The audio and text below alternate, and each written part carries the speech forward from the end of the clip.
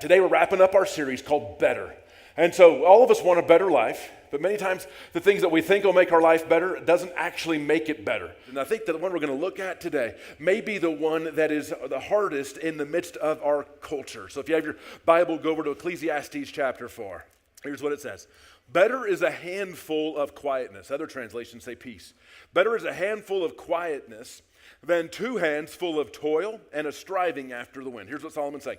He's saying it's better to have less, but to have peace in your life, than to have more and for a life filled with a lot of stress, is what he's saying.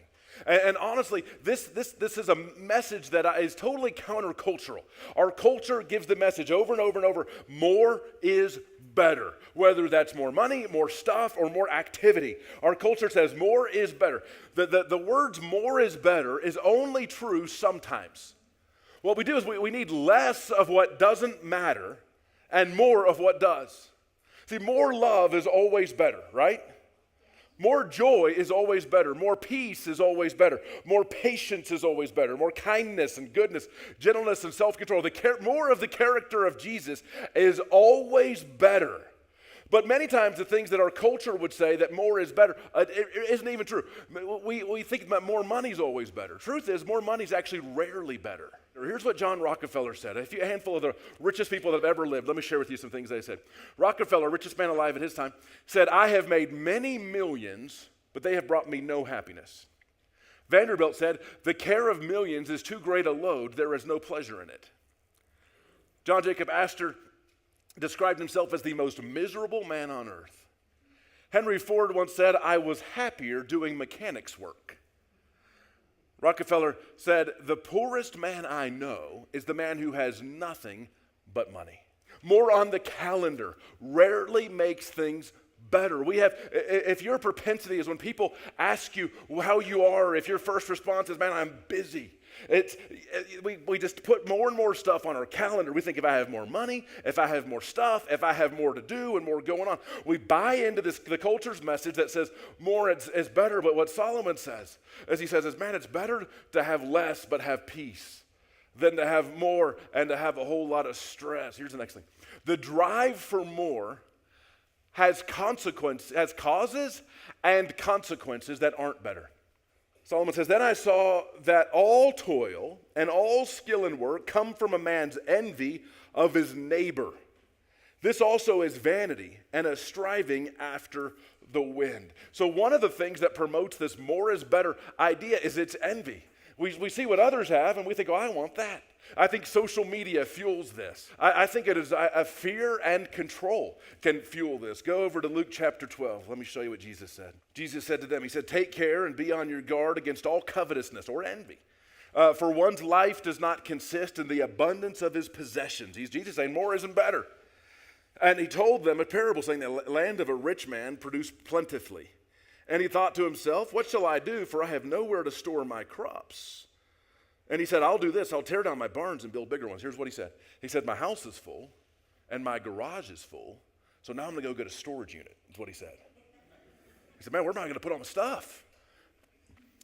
He says, I'll build these bigger barns and there I will store all my grain and my goods. And I'll say to my soul, you have ample goods laid up for many years. Relax, eat, drink, and be merry. Here's what he said. He said, your 401k is fully funded. Now you're set for life and you don't ever have to worry again, is what he said. But God said to him, you fool, this night your soul is required of you, and the things you have prepared, whose will they be? So is the one who lays up treasure for himself and is not rich towards God. And so what we see here is this guy thought that by simply having more, that now he didn't have to live in fear, he didn't have to worry, now he felt like he had this sense of control. And God says, man, that any sense of control you think you have is simply a myth. You are not in control. And so sometimes envy drives the quest for more. Sometimes fear or need to be in control drives the quest for more. Sometimes pride, just thinking more highly of ourselves than we ought. Sometimes that drives it. I think sometimes a discomfort with slowing down, being kind of antsy on the inside. The causes that for the drive for more aren't better, and the consequences of the more is better view of life aren't better. It comes with stress. Proverbs 17:1, Solomon says something very similar. He says, better is a dry morsel with quiet than a house full of feasting with strife. What he's saying is, I'd rather be eating hamburger helper, but there to be peace in my relationships than to be having a prime rib buffet, and there to be kind of this tension and this stress and this strife. The more is better view of life, it brings stress and it harms relationships. Here's what John Maxwell said. This is such a good thing to remember. Whenever someone asks you to do a thing, or whenever you buy a thing, whenever you take on a commitment, remember this: yes to this is always no to something else. Learn to say no to the good so that you can say yes to the best. Here's the truth. Contentment is always better. Go over to 1 Timothy 6. We're going to hang out here a bit. 1 Timothy 6. Contentment is always better. 1 Timothy 6. He says, but godliness with contentment is great gain. Here's the truth. Contentment accompanies godliness. Paul says to Timothy, he says, if you want to know the secret to life, he says, man, godliness plus contentment, these things go together. They go hand in hand. I mean, here's what John Piper said. He said, when people cast fear to the wind and spend themselves and risk their lives and their fortune in the cause of God's truth and in love for other people, then God is revealed for who he really is, infinitely valuable and satisfying. So much that his people don't need the fleeting pleasures of sin in order to be content. He said in another place this. He said, nothing makes God more supreme and more central in worship than when a people are utterly persuaded that nothing, not money or prestige or leisure or family or job or health or sports or toys or friends, nothing is going to bring satisfaction to their sinful, guilty, aching hearts besides God. Contentment recognizes reality. Look here, verse 7. Paul says, for we brought nothing into the world, and we cannot take anything out of the world. Paul says, no matter how much stuff you accumulate, how much money you accumulate, you came in with nothing, and you're going to go out with nothing. Contentment recognizes the difference between needs and wants. Let me show you this in verse 8. Paul says, if we have food and clothing, with these we will be content. See, contentment recognizes the difference between needs and wants. Paul says, you know what I really need? Well, I just need some food to eat and something to keep me from being naked. That's what I really need.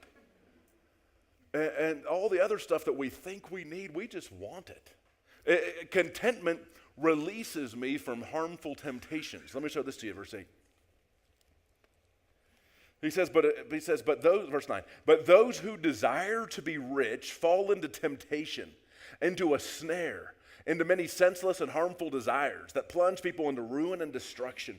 For the love of money is, now here's the thing, the Bible, people say that money is the root of all evil. The Bible never says that. The Bible says the love of money is the root of all kinds of evil. It is through this craving that some have wandered away from the faith and pierced themselves with many pangs. Here's what Paul's saying straight up. He says, when we embrace this more is better message from the culture that says more money, more stuff, and more to do is better. When we embrace that message, then what we do is we put ourselves in danger.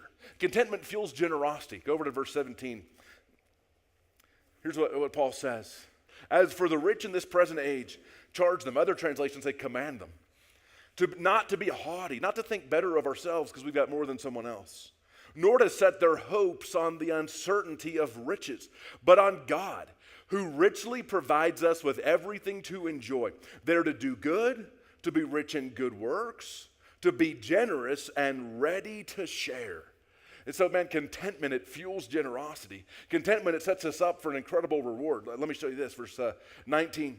That they would store up treasure for themselves as a good foundation for the future, so that they may take hold of that which is truly life. Contentment leads to a great reward. Contentment is learned. Go over to Philippians 4. Let me show this to you. We're almost done. He said, not that I'm speaking of being in need, get this, for I have learned in whatever situation to be content. I know how to be brought low, and I know how to abound. In any and every circumstance, I've learned the secret of facing plenty and hunger, abundance and need. And so Paul says, hey, listen, I've learned it. He says, I've learned what it is to thrive with a little, and I've learned what it is to thrive with a lot. contentment isn't something that just suddenly happens. Now, I think this. I think for all of us, that depending on your temperament, your personality, your experience, your upbringing, there's going to be parts of the Christian life that come a little easier to some than to others. Contentment requires God's help. Let me show this to you. I'm about to burst some of your bubbles. Here it is. I can do all things through him who strengthens me. So we take that verse to mean all kinds of stuff that it was never, ever, ever, ever, ever, ever, ever supposed to mean. What Paul is saying here is he's saying it's through the strength of Christ that I've learned to be content with a lot and with a little. A better translation actually is I can endure all things through Christ who strengthens me. Big picture. Solomon's saying, hey, listen, man, it's a whole lot better to have less money, stuff, and stuff going on in your calendar with peace than to have more money, more stuff, more on your calendar with a whole bunch of stress. Here's what Martin Luther said about this whole contentment thing.